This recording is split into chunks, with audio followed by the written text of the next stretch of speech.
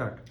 Hi, my name is Chet here from Avion Technology in the Chicagoland area. We are a Chicagoland, Arlington Heights based web design development company, and we're a digital agency. And one of the things that we kind of specialize in is really doing projects where another company has kind of another digital agency or another programming agency, a software company has dropped the ball, and at that point in time clients kind of give us a SOS call and say, so and so company, finished half of my project, and can you guys now take it forward? So we kind of specialize in kind of completing these kind of unfinished projects, and of course another specialty that we have is completing rush projects, right? So to give you a little bit of a background about our company before I get into the meat of my presentation today, is we are a digital agency. So we do websites, we do apps, and we do online marketing. We essentially work in three different segments. One is we work as programming software programming vendors for digital agencies. So we do white label programming for them. We also work with a lot of startups to help them go from idea to market and from scale up to exit. And the third is we work with a lot of small businesses, local small businesses, for their online marketing. But today specifically, I'm going to talk about a line of work that we do. So like I said, we have two specialties. One is doing rush jobs, where there's a deadline, something needs to get done by Saturday, by Friday, and then we deploy a team of 10 folks who kind of make sure that deadline is met. But the second area that we work in is really doing projects where the ball has been dropped by another company, and at that point, like I said, we get that call from a potential client who says, can you guys help us? So there was this book that I was reading by a famous psychologist, and he said that his dream one day is to really be unemployed, because he felt that if he does his job well, there would be no more patients left for him. And he said that's his long-term goal. His long-term goal is to be unemployed. Now, my long-term goal is not to be unemployed, but my long-term goal is to educate my clients so that they have a better outcome for their projects. So today I've come up with kind of a list of three things which I have noticed is very typical on a web dev or app dev project. You often see that you start off a project with a developer or a freelancer or a digital agency, and somewhere in the middle of it all, they lose interest in the project. In other words, they drop the ball, and then the whole thing then becomes a nightmare. What was supposed to be a 2-month project ends up being a 1-year project, and it's a nightmare for everyone concerned. It's not a very pleasant interaction anymore. More often than not, these kind of engagements end up with a lot of fighting, maybe some arbitration thrown in, maybe some litigation thrown in, and it's just hell for everyone concerned. So at Avion, at the last 15 years since we have been in business, we've completed more than 1,000 plus projects. So we kind of have seen a lot of situations, and today I kind of wanted to come up with this list of the top 3 situations I have seen where other freelancers and other digital agencies kind of tend to lose interest in your project. So the main motivation for anyone to do your project is profitability, right? So once their costs have been taken care of, they make a certain profit, and that profit is what the digital agency uses, as their margins. Or if it's a freelancer, the profits are what goes into the bank. Now, if there is scope creep on a project, that completely eats up into the margins. So let's say if you have a six, just giving you an example, if there's a 5-6 page WordPress website, now suddenly, and I'm not saying it's anyone's fault, but suddenly it turns out that it's not a 5-page website, it's a 10-page website, and there were these pieces of functionality that were never discussed before. But you insist that the developer has to do it in the same price he had coded. And again, I'm not saying who's at fault here. Maybe the developer forgot to look at the requirements, or maybe you forgot to tell it to the developer. Either way, now the developer is stuck between in a rock and hard place, because he had given you a fixed bid based on his own costs, his own cost structure, and he had a certain margin in mind. The additional functionality completely ate away into the margins. So for him, this project is now it's a break-even project or a loss-making project, and he has zero interest left in doing the project. He has no incentive. He has zero motivation in completing this project. So that's the first thing you have to watch out for, is if there is scope creep, or rather the more the scope creep there is, the more the chance that the developer is going to lose interest in completing this project. The best way to avoid scope creep is to be very diligent about your requirements. There's something called as a functional spec. So that's something that you should have at the outset. You should have a functional spec of the project stating all the different functionality that the project entails. If possible, you should also have an ER diagram. You should have prototypes, or you should have wireframes, and if possible, even prototypes and database design. The more ambiguity that you can kind of get rid of at the start of the project, the better the developer will be able to give you a code. And the better that he can code, the better are the chances of his margins staying intact. And the more his margins stay intact, the more the incentive for him to complete the project. So the first thing I have seen which completely kills the interest of any web developer in a project is scope creep.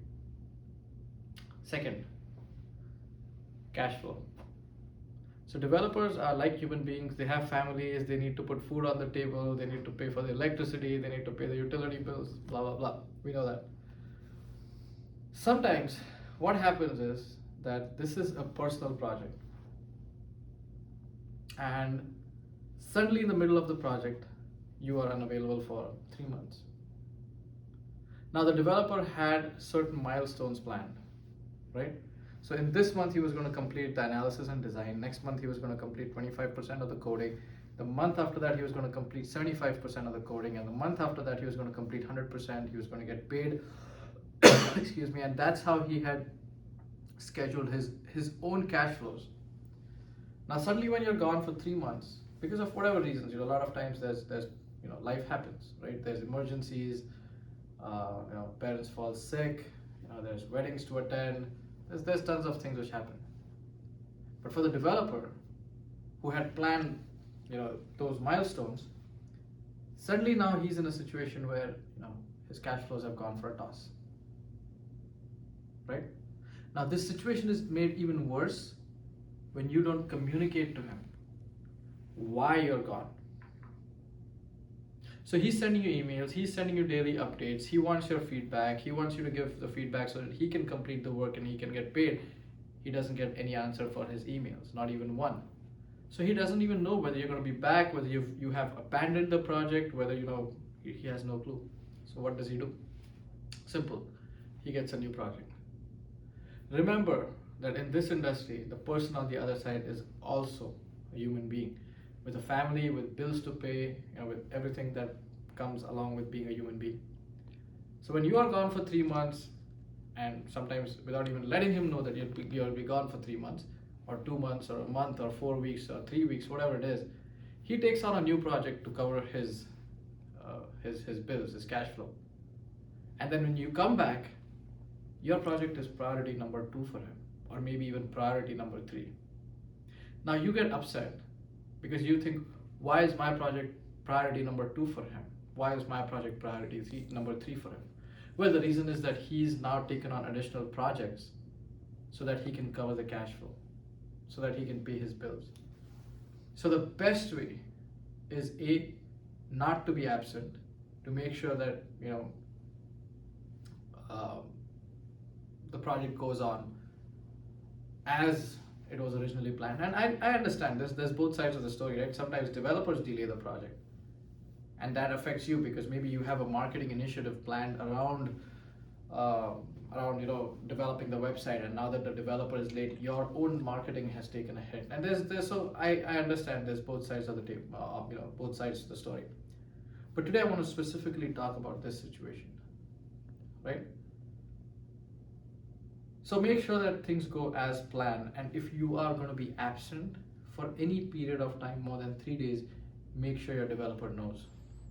Because most probably what he will do is he will take on a project for the time that you're gone, maybe a small project, maybe a small WordPress website or something like that, finish the project and then be ready for you to, when you will come back, he'll be ready for you. So like I said, today I'm going to talk about, I'm speaking about the 3 things which make a developer lose interest in a project and consequently drop the ball. This is a very pertinent topic in our industry because almost everyone who has done a software project, who has done a web project, knows about this situation. So the first thing, like I said, is profitability. Scope creep.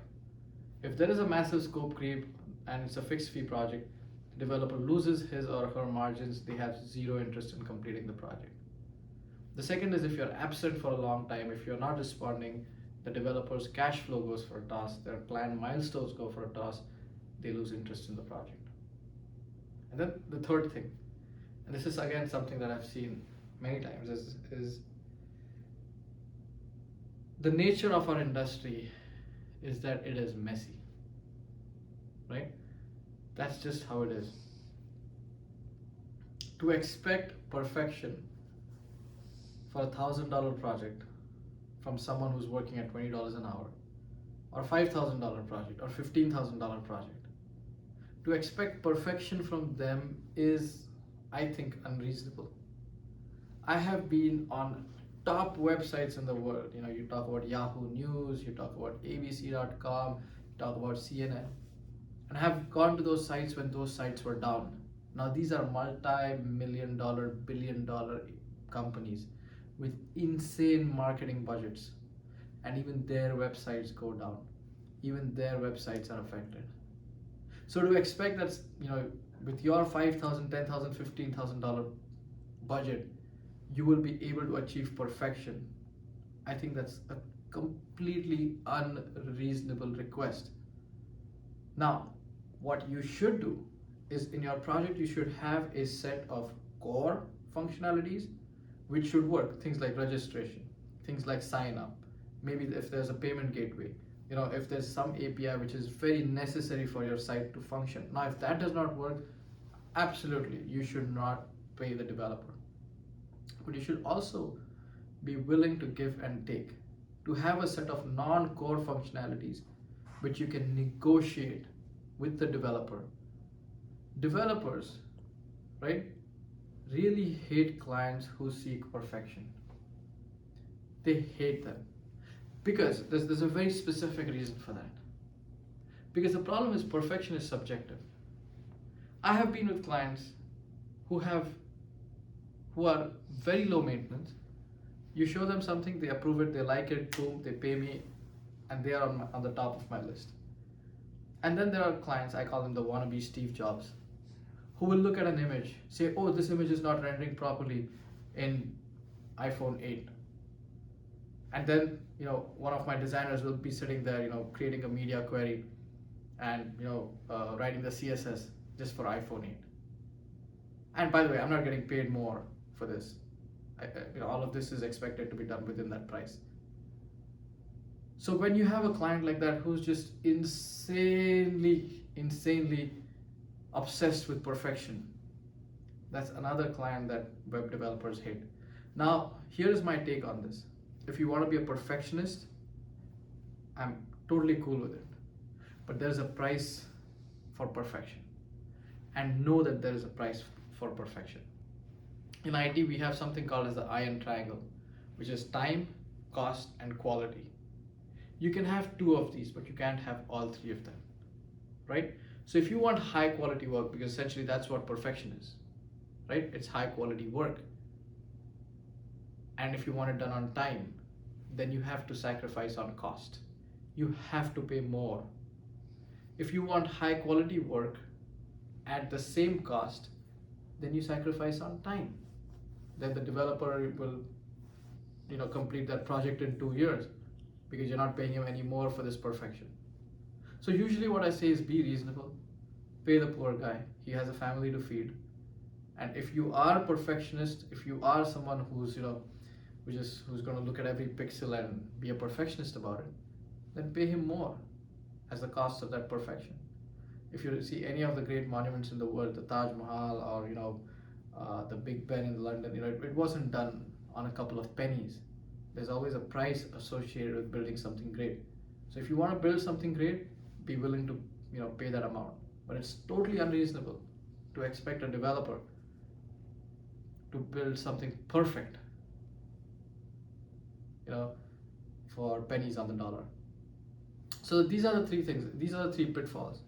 And if you avoid them, trust me, as a former developer and current digital agency owner, your developer, your designers will love you. You will be on top of their client list. You will get the best service. Your projects will be done with an amount of passion, with an amount of love, with an amount of intensity that you've not seen from anyone else. Again, just to summarize, developers lose their interest in projects. Very normal. There are reasons why they lose their interest in projects and they drop the ball. What are those reasons? Number one, profitability.